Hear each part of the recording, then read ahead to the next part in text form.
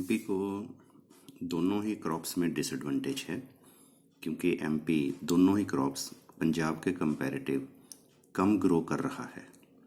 But MP को rice में disadvantage कम है, क्योंकि राइस इसका 2 ही कम है, वीट इसका 6 कम है। तो अगर हम इसको दूसरी तरह कैलकुलेट करें तो इसका 2 कम है एमपी का राइस। 10 का 2 क्या हुआ? 1/5 पोर्शन। 1/5 पोर्शन ही कम है एमपी राइस में। और अगर हम इसमें देखें तो 3/5 पोर्शन है, क्योंकि ये 6 कम है। तो एमपी पैदा करेगा राइस और पंजाब पैदा करेगा वीट। तो पहले दोनों का प्रोडक्शन होता था क्रॉप्स का 18 एंड 14, अब होगा 16 एंड 20। तो क्या हुआ? क्रॉप राइस में 2 प्रोडक्शन कम हो गया 18 से 16, बट वीट में 14 से 26 ऐड हो गया। तो अगर हम इन दोनों का कंपैरिजन करें तो नेशनल आउटपुट 4 इंक्रीज हो गया। 6 - 2 = 4 इंक्रीज हो गया। तो यहाँ पर पंजाब ने वीट 0 कर दिया, जिससे पंजाब का राइस 0 कर दिया पंजाब ने, तो पंजाब का राइस -10 हो गया और वीट में 20 हो गया आउटपुट। तो वीट का 10 आउटपुट ऐड हो गया। राइस का आउटपुट एमपी में 8 ऐड हो गया और ये 4 जो था वीट का कम हो गया। तो ये कैलकुलेट करके -2 + 6 आ गया। और अगर फर्दर अब हम इनको कैलकुलेट करें तो ये +4 का गेन हो गया नेशनल आउटपुट में।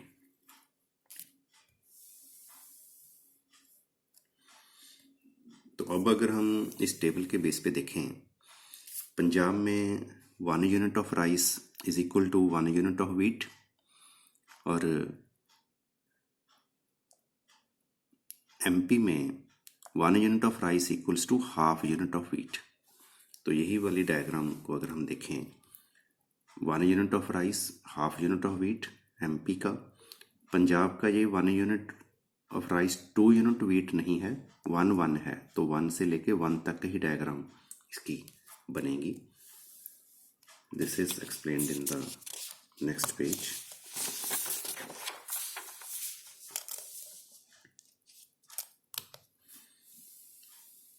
ऐसी डायग्राम ये बनेगी।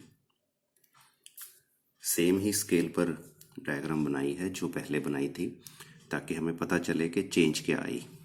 पहले पंजाब की ये लाइन जा रही थी 1 से लेकर 2 तक, अब ये पंजाब की लाइन 1 रह गई इस एग्जाम्पल में। तो वही पॉइंट के एक पंजाब पैदा कर रहा है वीट एंड एमपी पैदा कर रहा है राइस।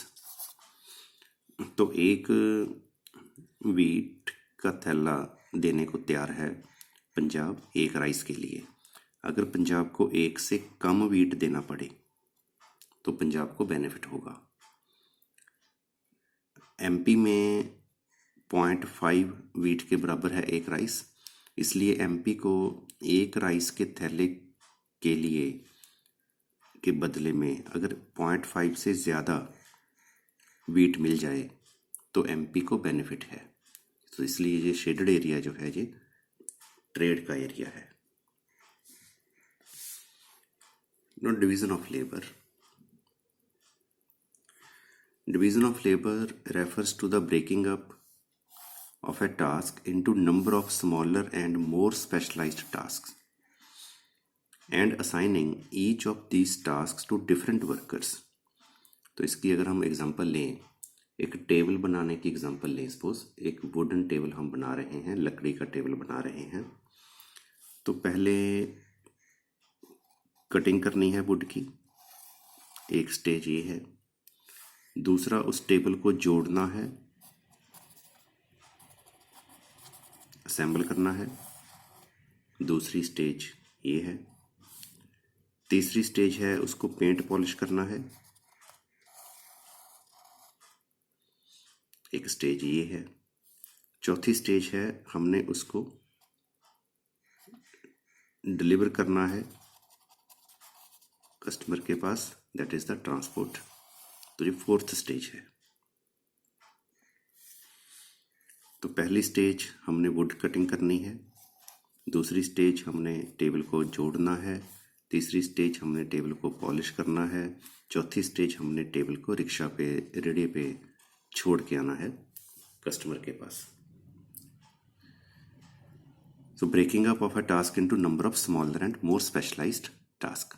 तो हमने एक टेबल बनाने की टास्क है जिसको 4 पार्ट्स में डिवाइड कर लिया। तो हर एक वर्कर को, डिफरेंट वर्कर को हम अलग अलग टास्क देंगे। ऐसे नहीं होगा कि एक वर्कर ही सारे काम करेगा। एक वर्कर ये काम करेगा, दूसरा वर्कर ये काम करेगा, तीसरा वर्कर ये काम करेगा, फोर्थ वर्कर ये काम करेगा। तो such a division of labour is likely to greatly increase workers efficiency. तो इसमें वर्कर की एफिशिएंसी इंक्रीज हो जाएगी, क्योंकि by allowing each of them to become more proficient at one task। तो जो लेबरर कटिंग का काम कर रहा है वो कटिंग के काम में एक्सपर्ट हो जाएगा। डेवलपिंग शॉर्टकट्स, तो शॉर्टकट्स डेवलप हो जाएंगे इसके लिए, कटिंग के लिए, इस पर टास्क को परफॉर्म करने के लिए। And avoiding time lost from shifting from one task to another. और एक ही वर्कर जब सारे काम करे सपोज, तो पहले वो ये काम करेगा, फिर दूसरी जगह जाएगा, फिर तीसरी जगह जाएगा, फिर फोर्थ जगह पर जाएगा, तो उसका शिफ्टिंग में टाइम वेस्ट होगा। इसलिए एक जगह से दूसरी जगह जाने में जो शिफ्ट हुआ टाइम वो भी बच गया। अगर हम अलग अलग टास्क दें और अपने अपने काम में लोग शॉर्टकट डेवलप कर लेंगे, रॉ मटेरियल को वेस्ट नहीं करेंगे, फटाफट कौन से पीस को कहाँ पे जोड़ना है इसको पता लग जाएगा, कौन से पीस कितने कितने पीस काटने चाहिए इसको पता लग जाएगा, पहले कौन सा पीस जोड़ना चाहिए इसको पता लग जाएगा, पॉलिश करने वाले को पता लग जाएंगे उसके स्टेजेस फर्दर कि हम कैसे पॉलिश फास्ट करें, बढ़िया तरीके से करें। और ट्रांसपोर्ट करने वाले को पता चल जाएगा कहाँ से जाना, कैसे बांधना, टेबल को कैसे रखना, कैसे लोड अनलोड करना। तो सब जो टास्क हैं अपने अपने लेबरर उस टास्क में एक्सपर्ट हो जाएंगे, स्पेशलाइज्ड हो जाएंगे। When individuals specialize in their work, then they need to exchange goods। तो ऐसे ही जब हम किसी भी चीज़ को पैदा करने में स्पेशलाइज हो जाते हैं, जैसे हमने देखा एमपी राइस पैदा करने में स्पेशलाइज हो गया और पंजाब जो है वो वीट पैदा करने में स्पेशलाइज हो गया, तो वो बाद में फिर गुड्स को एक्सचेंज करते हैं। Similarly 2 or more countries exchange their products and international trade becomes profitable।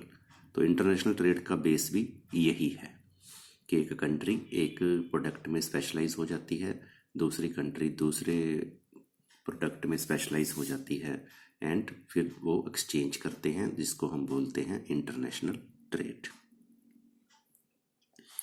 This was the first point, specialization and exchange can make each party better off। Now second point, market often work efficiently, that is the invisible hand। First is meaning, coined by classical economist Adam Smith in his book An Inquiry into the Nature and Causes of Wealth of Nations 1776, book 4 chapter 2 page number this। ये जो term है classic invisible hand, invisible hand term Adam Smith ने दी है अपनी book में। 1776 में ये book आई थी, 4th नंबर बुक है, चैप्टर 2 है उसका, और इस पेज नंबर पे इन्होंने इनविजिबल हैंड को एक्सप्लेन किया है।